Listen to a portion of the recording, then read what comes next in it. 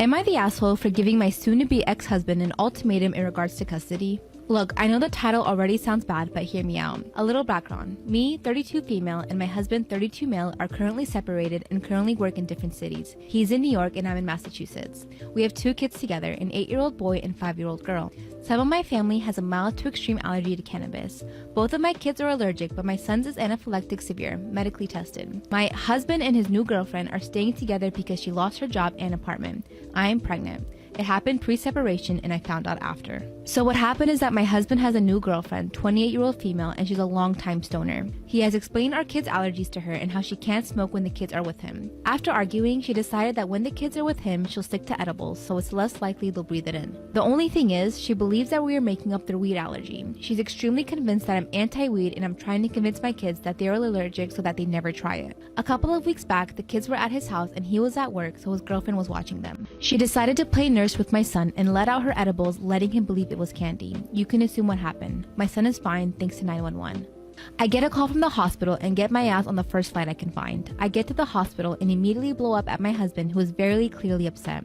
After the fight, I basically tell him that unless he breaks up with his girlfriend, I'm fighting for full custody. Some friends and family are telling me I'm the asshole for threatening to take our kids away from him when the incident wasn't his direct fault.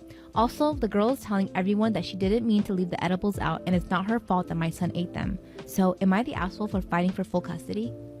Am I the asshole for taking away my daughter's car for lying to my fiance? I, 36-year-old male, have a 16-year-old daughter. I have full custody of her because her mom had a mental breakdown and has been in and out of rehab. This January, I started dating my girlfriend who is 21 years old.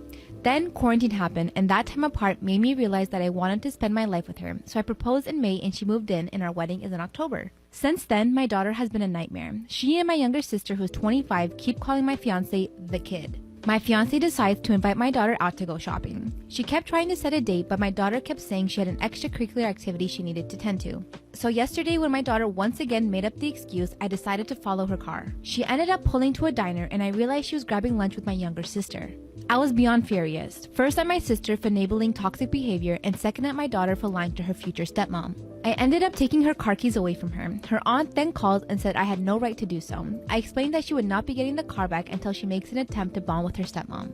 Am I the asshole for not condoning lying? I just want my fiance to be accepted into the family. What a moron.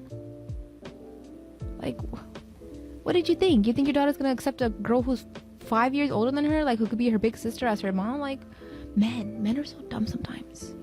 Am I the asshole for letting my daughter wear an expensive dress to my sister's house?